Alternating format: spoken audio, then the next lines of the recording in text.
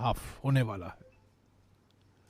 यानी कि कांग्रेस पार्टी को और इंडिया जनबंधन के पार्टियों को, जिसमें आरजेडी भी शामिल है, इंडिया जनबंधन के पार्टियों को स्पष्ट और निर्णायक जनादेश अभी मिलना तय हो गया। अभी 3 चरण और बाकी है। इससे अंतिम नतीजे पर कोई असर पड़ने वाला नहीं है, क्योंकि 2 चरण के बाद ही ये बिल्कुल स्पष्ट हो गया था कि आज के प्रधानमंत्री निवर्तमान प्रधानमंत्री आउटगोइंग प्रधानमंत्री हैं। 19 तारीख के बाद उनकी भाषा में बदलाव आया। मोदी की गारंटी गई, 400 पार का नारा भूला गया और सिर्फ ध्रुवीकरण की रणनीति, ध्रुवीकरण की भाषा, हिंदू मुस्लिम भाषा, मंगलसूत्र की भाषा, भैंसों की भाषा, बदनाम करने वाली भाषा प्रधानमंत्री ने इस्तेमाल किया और बिल्कुल साफ हो गया था कि वो घबराए हुए हैं और भौखलाए हुए हैं। हमारा विश्वास कहाँ से आता है? हमारा विश्वास हमारे 5 न्याय और 25 गारंटी के कार्यक्रम से आता है। पहले भारत जोड़ो यात्रा में राहुल जी और अन्य नेता 4000 किलोमीटर चले कन्याकुमारी से लेकर कश्मीर तक, और 63 दिन कुछ महीने पहले मणिपुर से लेकर मुंबई तक 6500 किलोमीटर का बस यात्रा राहुल जी और हमारे अध्यक्ष जी और अन्य नेता कार्यकर्ता सभी लोगों ने जनता की बात सुनी, अपनी मन की बात नहीं कही पर जनता की बात सुनी, जनता की चिंता सुनी। और ये 5 न्याय, नारी न्याय, युवा न्याय, किसान न्याय, श्रमिक न्याय और हिस्सेदारी न्याय, इन 5 न्याय को लेकर हर एक प्रत्येक न्याय में हमने 5 गारंटियां दी हैं। और ये गारंटी कार्ड हम घर घर गारंटी कार्ड वितरण प्रोग्राम हमने किया है। करीब 8 करोड़ परिवारों तक हमने ये गारंटी कार्ड पहुंचाया है। मुख्य तौर से महालक्ष्मी गारंटी है। हर गरीब परिवार के एक महिला को हर महीना 8,500 रुपया, यानी कि हर साल 1 लाख रुपया उनके बैंक खाते में सीधा जाएगा। युवाओं के लिए जो सबसे बड़ी समस्या बेरोजगारी है, उनके लिए हमने गारंटी दी है कि पहली नौकरी पक्की, यानी कि जो कोई युवा डिप्लोमा लेता है या लेती है या डिग्री लेता है या लेती है, उनको 1 साल के लिए कानूनी तौर से अप्रेंटिसशिप दिया जाएगा और उसका मुआवजा 1 लाख होगा। किसानों के लिए हमने गारंटी दी है कि प्रधानमंत्री ने 16 लाख करोड़ रुपया पूंजीपतियों का कर्जा माफ किया है और किसानों का 1 रुपया कर्जा भी माफ नहीं किया है। 2008 में मनमोहन सिंह जी जब प्रधानमंत्री थे, 72,000 करोड़ रुपया कर्जा माफ हमने किया था। और अभी हम गारंटी दे रहे हैं, ये वादा कर रहे हैं कि जिस तरीके से प्रधानमंत्री, आउटगोइंग प्रधानमंत्री ने पूंजीपतियों का 16 लाख करोड़ रुपया कर्जा माफ किया है, ऐसे ही कांग्रेस और इंडिया पार्टियां किसानों का कर्जा माफ करेगी और एमएसपी को कानूनी दर्जा दिया जाएगा, यानी कि कानून के आधार पर वो तय किया जाएगा। श्रमिकों के लिए हमने ये गारंटी दी है कि मजदूरी दर 400 रुपया होगा। जब प्रधानमंत्री 400 पार की बात करते हैं, वो सीटों की बात करते हैं, नोटों की बात करते हैं, पर कांग्रेस पार्टी जब 400 पार की बात करती है, वो मजदूरी दर, मनरेगा में मिनिमम वेज होगा 400 रुपया।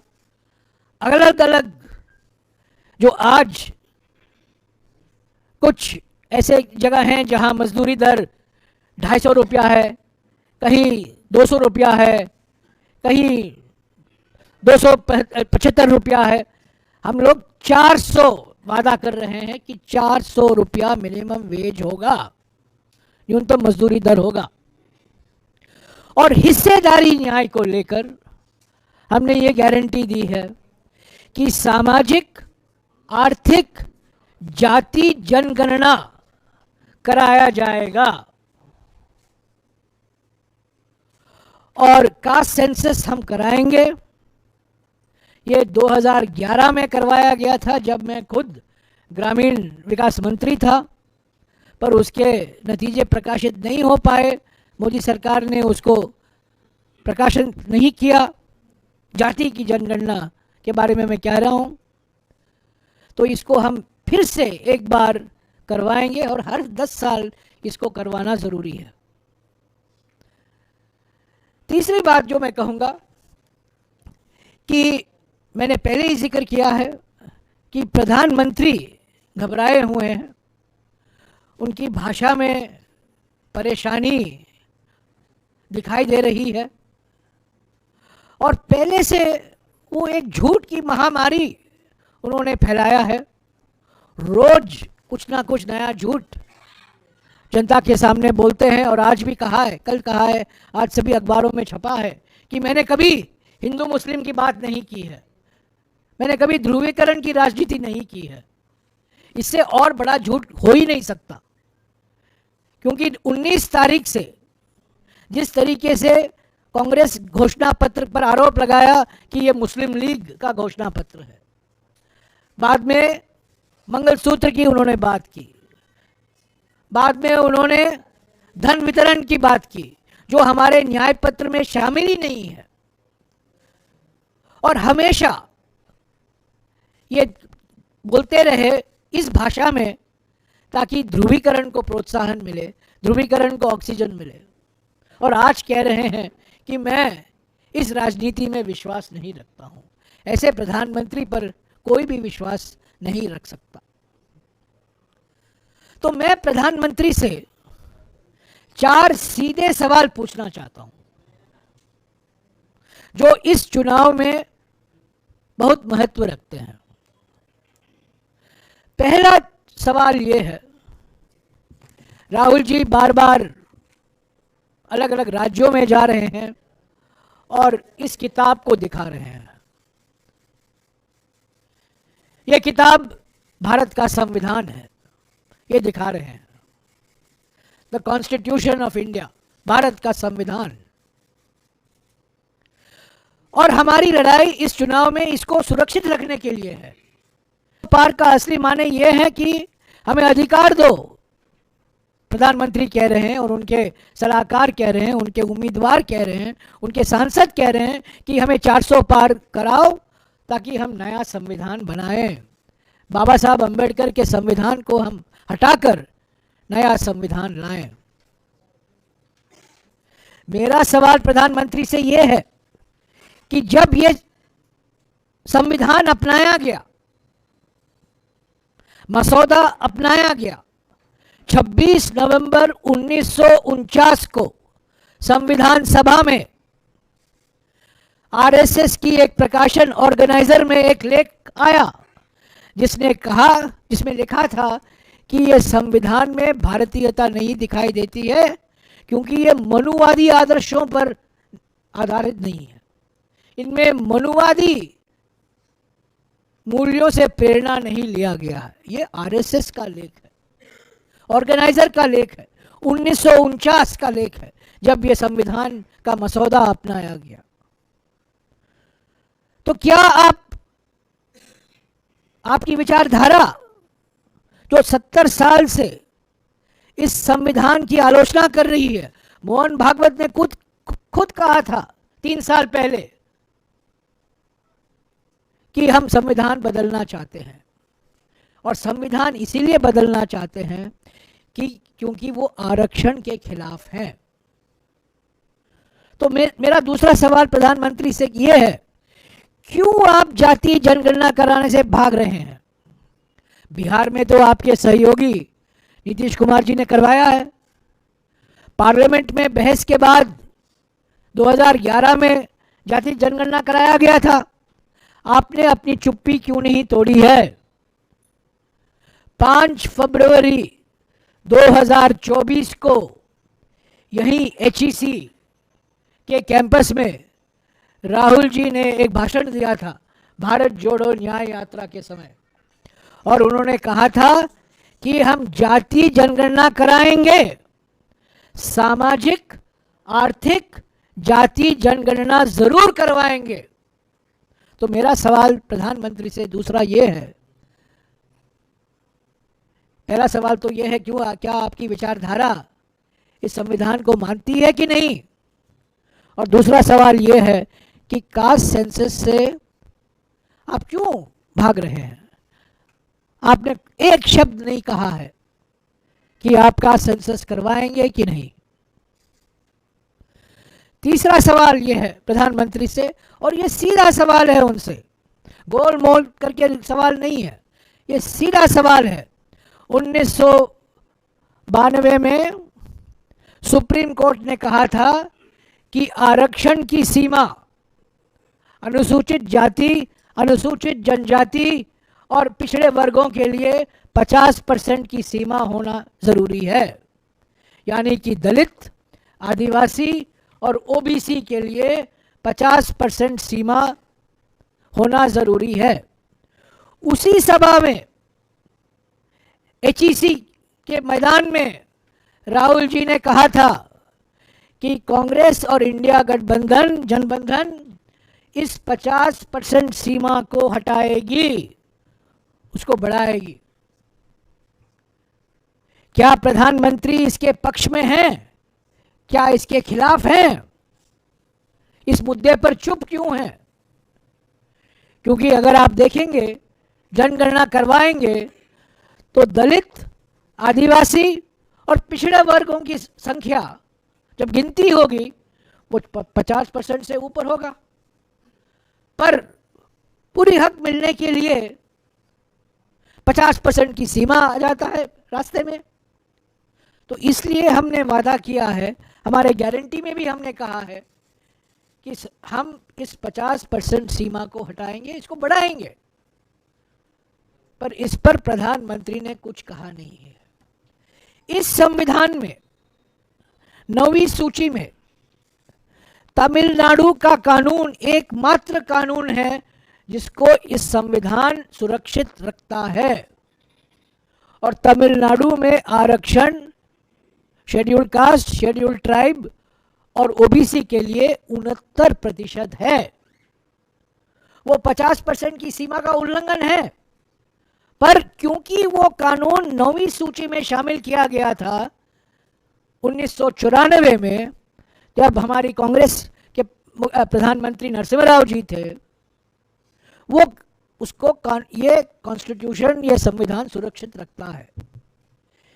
अलग अलग राज्यों में अगर ये 50% के ऊपर जाएगा, क्या वो कानून भी 9वीं सूची में लाएंगे? हम कह रहे हैं, कांग्रेस पार्टी गारंटी दे रही है, अगर झारखंड में ये 60% होता है या 70% होता है, वो हम 9वीं सूची में लाएंगे। संविधान की सुरक्षा उसको मिलेगा, कवच मिलेगा, संविधान का कवच मिलेगा उस कानून को। इस पर प्रधानमंत्री की कोई टिप्पणी नहीं है।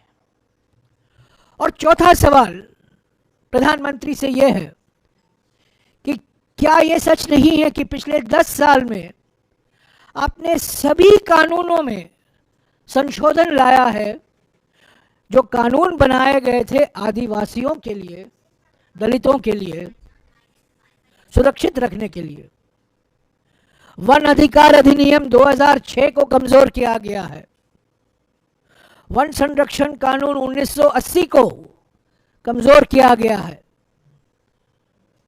भूमि अधिग्रहण कानून 2013 उसको कमजोर किया गया है, ताकि आदिवासियों से जमीन जबरदस्ती लिया जा सकता है और पूंजीपतियों को दिया जा सकता है, और उसका मिसाल झारखंड में ही है। तो ये क्यों ऐसे कानून लाए गए, क्यों संशोधन लाए गए? बहुमत तो था लोकसभा में और राज्यसभा में। पूंजीपतियों के लिए इन्होंने इन कानूनों में संशोधन लाए, इनको कमजोर किया। क्या ये सच नहीं है? किस मानसिकता के कारण आपने ये संशोधन लाए? तो साथियों, अंत में मैं यही कहूंगा कि ये न केवल चुनावी मुकाबला है हमारा, पर ये विचारधारा का भी मुकाबला है। हम लोकतंत्र को बचाने के लिए इंडिया जनबंधन का गठन हुआ है। हम एक होकर लड़ रहे हैं और इस संविधान को बचाने के लिए, इस संविधान जिसका एक मूल सिद्धांत सामाजिक न्याय है, पंथ निरपेक्षता है, जनतंत्र लोकतंत्र है, संसदीय लोकतंत्र है, पार्लियामेंट्री सिस्टम है, इसको बचाने के लिए हम ये चुनाव लड़ रहे हैं। और हमें पूरा विश्वास है कि जिस तरीके से पहले चरण में और दूसरे चरण में मतदान हुआ, हालांकि ऐसी हमारे देश की जो संवैधानिक संस्थाएं हैं वो निष्पक्ष तरीके से काम नहीं कर रहे हैं, बिल्कुल साफ हो गया है, पर उसके बावजूद हमें जनादेश ज़रूर मिलेगा, क्योंकि बेरोजगारी, महंगाई, बढ़ती हुई आर्थिक विषमताएं, यही तो जनता के मुद्दे हैं।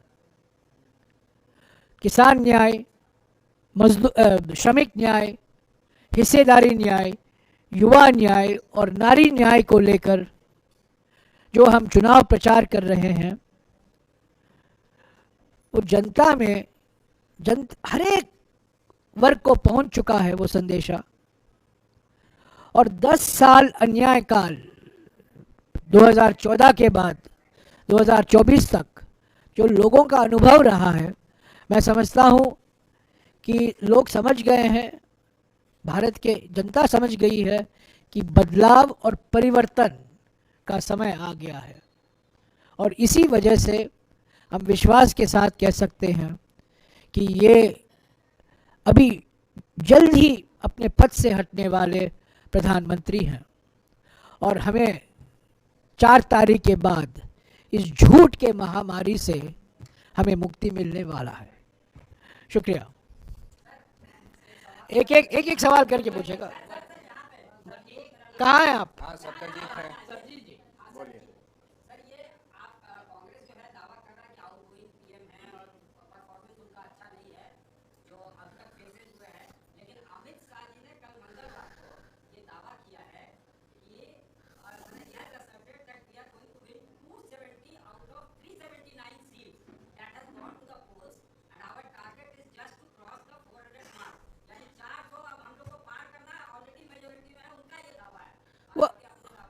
वो आउटगोइंग एचएम है, उनके बारे में कुछ कहने ज़रूरी नहीं है।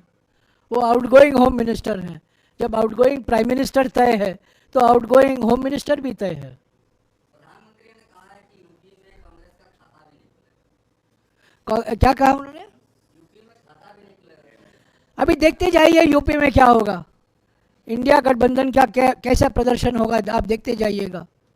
हर एक स्टेट में, मैंने आपको कहा ना, दक्षिण भारत में साफ और उत्तर भारत, पश्चिम भारत और पूर्वी भारत में हाफ। और सबसे बड़ा सबूत यह है कि प्रधानमंत्री खुद मोदी की गारंटी अपनी 56 इंच की छाती थपथपाते थे, वो उन्होंने बंद कर दिया है। मोदी की गारंटी की बात नहीं होती है, विकसित भारत की बात नहीं होती है। अभी प्रधानमंत्री की भाषा क्या है? ध्रुवीकरण की भाषा है। धर्म को लेकर उनका भाषण होता है, जो इल्ज़ाम लगाए जाते हैं कांग्रेस पार्टी पर, उनके नेताओं पर बदनाम किया जाता है धर्म को लेकर, विकास के रिकॉर्ड पर नहीं, धार्मिक मुद्दों को लेकर प्रधानमंत्री आरोप लगा रहे हैं। तो ये बिल्कुल वो समझ गए हैं कि ज़मीनी स्तर पर कोई लहर नहीं है, लोग थक चुके हैं। और इसीलिए हम कह रहे हैं कि दक्षिण भारत में तो उनका खाता खुलने वाला नहीं है, और जहां खाता खुला था, मिसाल के तौर से कर्नाटका में आप देखेंगे वहां भी सीटों की संख्या बीजेपी की भारी मात्रा में घटेगा।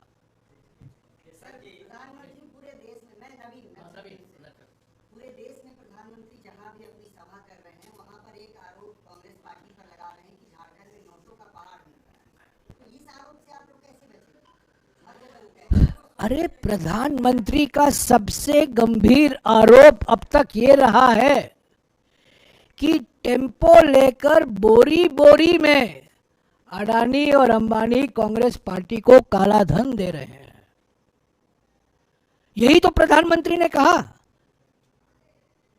6 दिन बाद, 5 दिन पहले, 6 दिन पहले, टेम्पो लेकर, ये उनके शब्द हैं, मेरे शब्द नहीं है, टेम्पो लेकर अडानी अंबानी उनके 2 खास दोस्त मित्र काला धन लेकर कांग्रेस पार्टी को समर्थन कर रहे हैं। तो मैं पूछना चाहता हूं ऐसे प्रधानमंत्री को, 8 नवंबर 2016 को आपने नोटबंदी की। नोटबंदी का कारण आपने क्या दिया? जब आपने टीवी पर भाषण दिया कि आपने कहा काला धन मैं निकालने वाला हूं। 8 साल बाद काला धन नहीं निकला है, टेम्पो में है, बोरी में है, अडानी और अंबानी के पास है और प्रधानमंत्री चुप है। हालांकि प्रधानमंत्री ने बोला है ईडी क्या कर रहा है, सीबीआई क्या कर रहा है, वो क्यों सो रहे हैं, कार्रवाई क्यों नहीं हुई है, 6 दिन हो गए हैं। प्रधानमंत्री ने आरोप लगाया है अडानी और अंबानी पर। ईडी को कार्रवाई करनी चाहिए, सीबीआई को कार्रवाई करनी चाहिए, या प्रधानमंत्री झूठ बोल रहे हैं या सच बोल रहे हैं? एक वो तो गलती से सच भी नहीं बोलते, वो बात अलग है। पर जब ऐसा गंभीर आरोप लगाया है ऐसे 2 पूंजीपतियों के खिलाफ जिनको मैक्सिमम फायदा मिला है पिछले 10 साल में, मैं आपको एक आंकड़ा देता हूं, ये सरकारी आंकड़े हैं, मेरे आंकड़े नहीं हैं। पिछले 10 साल में 21 पूंजीपतियों के पास इतना धन इकट्ठा हो गया है जितना कि 70 करोड़ भारतवासियों के पास है। 21 पूंजीपति हैं हमारे देश में जिनके पास इतना धन इकट्ठा हो गया है मोदी सरकार की नीयत और मोदी सरकार की नीतियों के कारण, जो 70 करोड़ भारतवासियों के पास है। तो प्रधानमंत्री को यह जवाब देना चाहिए, टेम्पो गिरफ्तार कीजिए, ईडी और सीबीआई को कहिए अडानी और अंबानी के पीछे पड़िए और ये काला धन निकलवाइए, तब और सवाल का जवाब मैं दूंगा। अभी आपने संबोधन में केंद्रीय एजेंसियों की कार्यशैली पर सवाल उठाया, कांग्रेस इसमें सुधार की कोई कार्यशैली? सॉरी, वही ईडी की कार्यशैली पे I didn't understand what is it? He's saying that ED and we are complaining for the ED and all.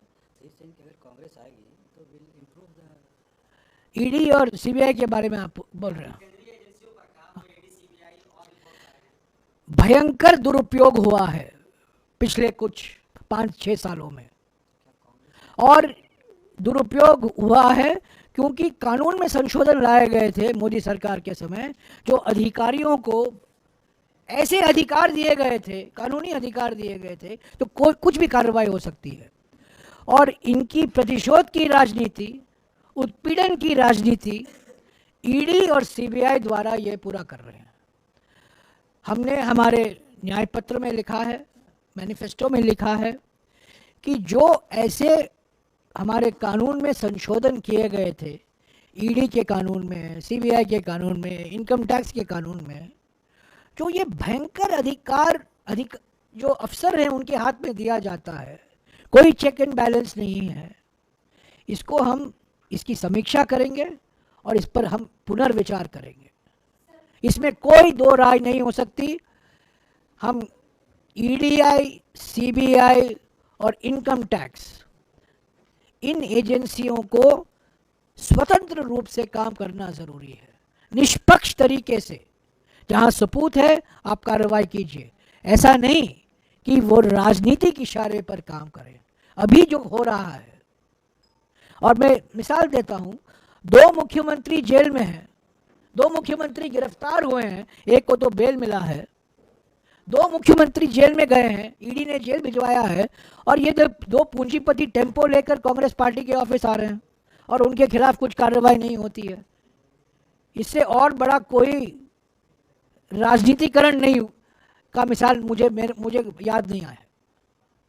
तो इन संस्थाओं को पारदर्शिता से काम करना जरूरी है, निष्पक्षता के साथ काम करना जरूरी है।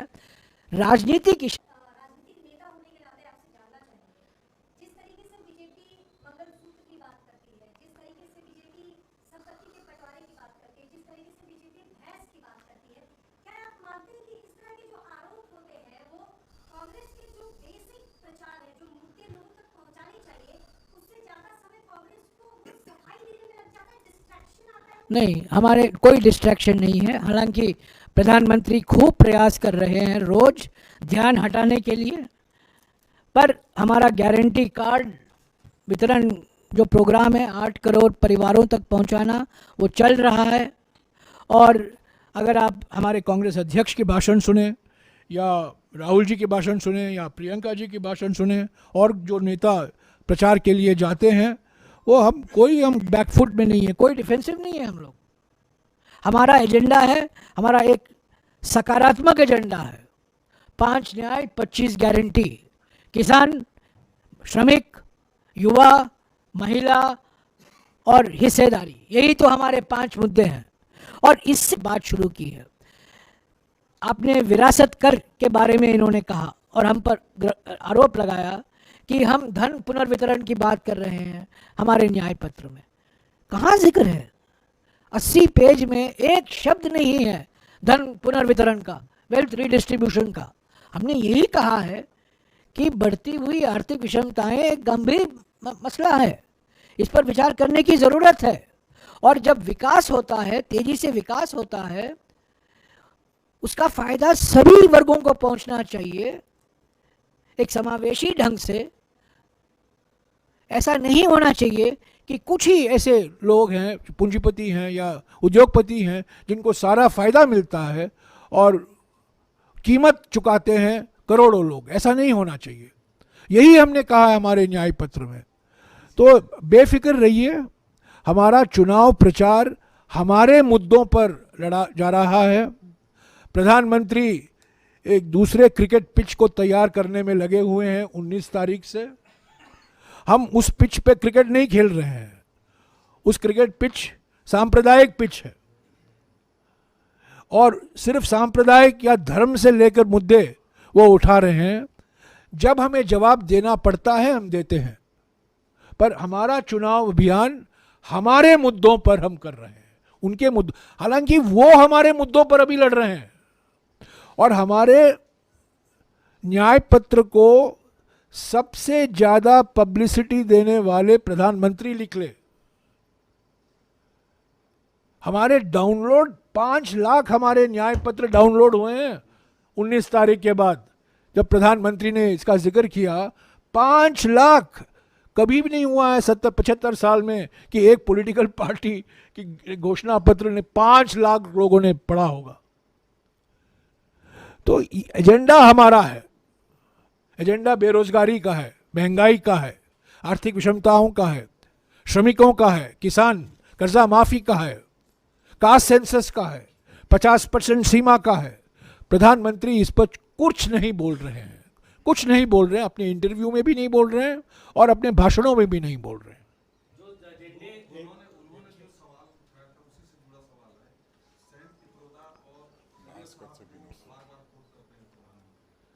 सैम पिट्रोडा ने जो कहा वो उनकी व्यक्तिगत राय थी, ठीक है। वो कोई पदाधिकारी नहीं है, कोई सलाहकार नहीं है, वो कांग्रेस पार्टी की ओर से तो बोलते नहीं है।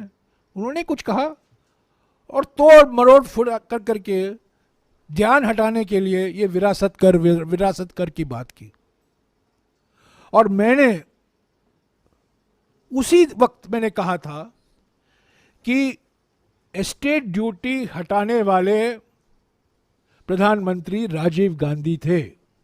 जब विश्वनाथ प्रताप सिंह वित्त मंत्री थे, 16 मार्च 1985 एस्टेट ड्यूटी, वो विरासत कर ही होता है एस्टेट ड्यूटी, उसको हटाया गया। क्यों हटाया गया? वीपी सिंह ने अपने बजट के भाषण में स्पष्टीकरण दिया कि जितना हम खर्च करते हैं उस टैक्स को लेने में वो बहुत ज़्यादा है और उस टैक्स से जो हमें आमदनी मिलती है बहुत कम है, इसीलिए हम इस कर को हटा रहे हैं। तुरंत प्रधानमंत्री ने कहा इसका कारण यह है क्योंकि राजीव गांधी चाहते थे कि जो उनको विरासत में इंदिरा गांधी जी से मिला उस पर कर नहीं लगे। उसका जवाब, मुंह तोड़ जवाब प्रियंका जी ने दिया। उन्होंने ये कहा, पहले तो यह बात है कि जब वीपी सिंह ने ये घोषणा की थी 1985 में, जिन लोगों की मृत्यु मार्च 16 की 85 के बाद हुआ उन पर यह लागू होता है, उनके एस्टेट पर लागू होता है। इंदिरा जी की हत्या तो 31 अक्टूबर 1984 में हुआ था। और प्रियंका जी ने क्या कहा? उन्होंने कहा राजीव जी को एक ही चीज मिली अपनी मां से विरासत में, वो शहादत। ये प्रधानमंत्री समझेंगे नहीं, पर बार बार विरासत कर की बात कर रहे हैं। तो सैम पिट्रोडा जी ने जो कहा है वो उनकी राय है, हमारी राय नहीं है, हमारे विचार नहीं है। और सैम पिट्रोडा ने इंडियन ओवरसीज कांग्रेस की अध्यक्षता के पद से उन्होंने इस्तीफा भी दे दिया है। तो हर एक व्यक्ति को लेकर कांग्रेस की क्या राय है, पर सभी लोगों का मैं वकालत नहीं कर सकता।